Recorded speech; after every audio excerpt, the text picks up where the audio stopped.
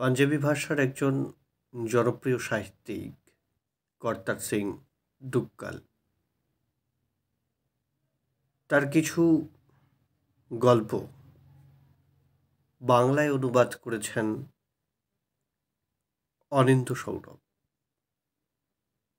তিনি তার গল্পগ্রন্থের নাম দিয়েছেন জ্যোৎস্না রাতের ট্র্যাজেডি। আর এই জ্যোৎস্না রাত্রের ট্র্যাজেডি থেকেই অলৌকিক গল্পটি নেওয়া হয়েছে। আজকে আমি তোমাদের বিষয় সংক্ষেপ সম্পর্কে দু এক কথা বলবো। এই অলৌকিক গল্পটি জানতে গেলে আমাদের দুটো বিষয় মাথায় রাখতে হবে, কারণ এখানে দুটো গল্প আছে। কি? যেমন গল্পটির মূল বিষয়বস্তু যদি ধরা হয় তাহলে বলতেই হয় অলৌকিক গল্পের লেখক ছেলেবেলায় তার মায়ের মুখে শুনেছিলেন গুরু নানকের একটি অলৌকিক ঘটনা। গল্পটি ছিল এরকম যে একবার গুরু নানক তার শিষ্যদের নিয়ে ঘুরতে ঘুরতে এসে পৌঁছান কথায় হাসান আবদালের জঙ্গলে। সেখানে তখন ভয়ানক গরম পড়েছে, চারিদিকে গনগনে রোদ, কেউ কোথাও নেই। এদিকে ওদিকে শুধু পাথরের ছাই, ধুধু বালি এবং ঝলসে যাওয়া শুকনো গাছপালা। আর এই অবস্থায় গুরু নানকের শিষ্য মারদানার খুব জল পিপাসা পেয়েছিল, অর্থাৎ জল তেষ্টা পেয়েছিল। গুরু নানক জানান পরের গ্রামে গেলেই জল পাওয়া যাবে, কিন্তু পিপাসায় ক্রমশ মারদানা অস্থির হয়ে পড়েছিলেন। কোনো সান্ত্বনায় তিনি মানছিলেন না। তাই বাধ্য হয়ে গুরু নানক ধ্যানে বসেন এবং ধ্যান ভেঙে জানান এখানকার পাহাড়ের চূড়ায় বলি কান্ধারী নামে এক দরবেশ কুটির বেঁধে বাস করেন। তার কুয়োয় জল পাওয়া যেতে পারে।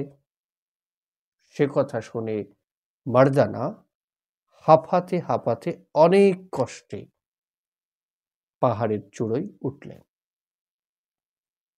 বলি কান্ধারীর কাছে জল চাইলে তিনি কুয়ো দেখিয়ে দিলেন বটে, কিন্তু তিনি যখন জানতে পারলেন মারদানা হিন্দু ধর্মের মানুষ এবং গুরু নানকের সঙ্গী, তখন জল না দিয়ে তিনি তাকে তাড়িয়ে দিলেন, অর্থাৎ সেখান থেকে তাকে তাড়িয়ে দেওয়া হলো। মারদানা ফিরে এসে নালিশ জানালেন গুরু নানকের কাছে। গুরু নানক সব শুনে আরো দুর্বার মারদানাকে পাঠানের বলি কান্ধারীর কাছে পাঠালেন।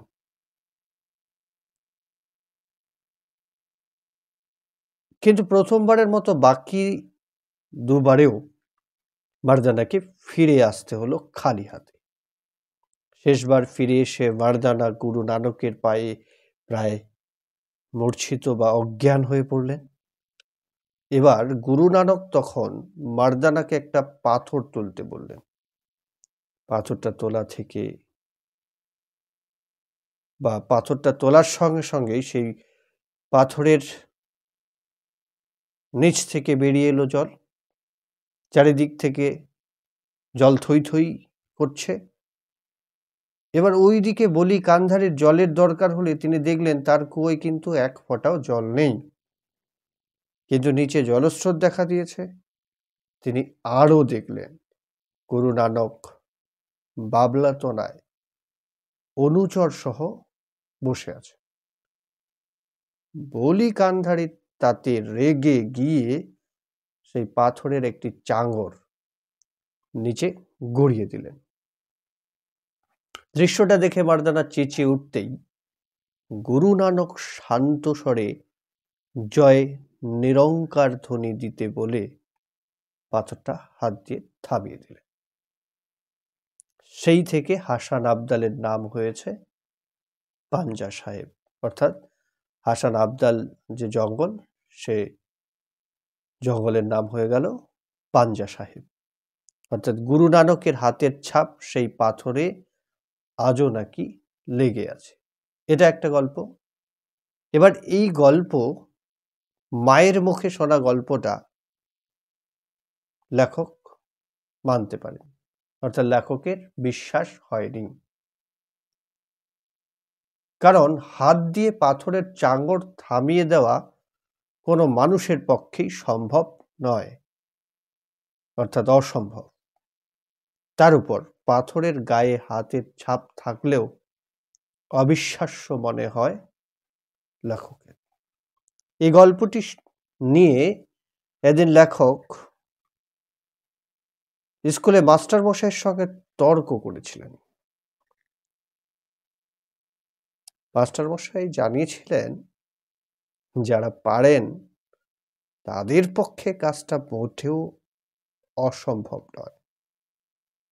এর কিছুদিন বাদে লেখক শুনতে পান পাঞ্জা সাহেব বলে একটা জায়গা, সেখানে কি হয়েছে, শাখা হয়েছে। অর্থাৎ এটা দ্বিতীয় গল্প। সেখানে ঘন ঘন শাখা হতো, অর্থাৎ মানুষ মারা যেত। কোথাও শাখা হলে লেখক বুঝতে পারতেন তাদের বাড়িতে সেদিন রান্না চলবে না, আর রাতে মেঝেতে শুয়ে থাকতে হবে। লেখকদের বাড়ি থেকে পাঞ্জা সাহেবের দূরত্ব বেশি দূরেও না, তাই মায়ের সঙ্গে লেখক এবং তার বোনও চলে গেলেন কোথায়, সেই পাঞ্জা সাহেব বলে যে জায়গা, সেখানে পৌঁছে এবার যে দ্বিতীয় গল্পটি, সেই দ্বিতীয় গল্পটি মায়ের বান্ধবীর মুখে শুনলেন লেখক। সেই ঘটনাটি কি রকম? ঘটনাটি হলো যে দূরে শহরের ফেরিঙ্গিরা, যারা নিরস্ত্র ভারতীয় আবাল বৃদ্ধ বনিতাদের উপরে কি করছে, অত্যাচার করছে, অর্থাৎ গুলি করছে, বিভিন্নভাবে নিপীড়ন করছে। তাই বাকিদের ট্রেনে করে অন্য শহরের জেলে পাঠানো হচ্ছে। তাই কয়েদিদের প্রচণ্ড খিদে তৃষ্ণায় মড়মড়, অর্থাৎ মরণপণ অবস্থা হলেও ফিরিঙ্গিদের হুকুম হয়েছে যে ট্রেন কোথাও যেন না থামে, অর্থাৎ ট্রেনকে থামানো যাবে না। সে কথা শুনে পাঞ্জা সাহেবের লোকজন, অর্থাৎ পাঞ্জা সাহেব বলে যে জায়গাটি, সেই পাঞ্জা সাহেবের লোকজন রেগে যায় এবং উত্তেজিত হয়ে পড়ে। কেননা যে পাঞ্জা সাহেবে গুরু নানক মার্দানার তৃষ্ণা মিটিয়েছিলেন, তার উপর দিয়ে খিদে তৃষ্ণায় কাতর কয়েদিদের ট্রেন যাবে, সেটা হতে পারে না। সুতরাং ট্রেন থামাবার ব্যবস্থা হলো। স্টেশন মাস্টারের কাছে আবেদন জানানো থেকে টেলিগ্রাফ সবই হলো, তবু ট্রেন থামলো না। অবশেষে শহরবাসীদের অনেকেই রুটি, পায়েস, লুচি ইত্যাদি জোগাড় রেখে শুয়ে পড়ল রেল লাইনে। ট্রেন চলে গেল কিছু মানুষের উপর দিয়ে। তবে একটা সময় জয় নিরঙ্কার ধ্বনিতে ট্রেন কিন্তু থেমে গেল। এই গল্পটা লেখকের মনে রেখাপাত করে, অর্থাৎ লেখকের মনে দাগ কাটল।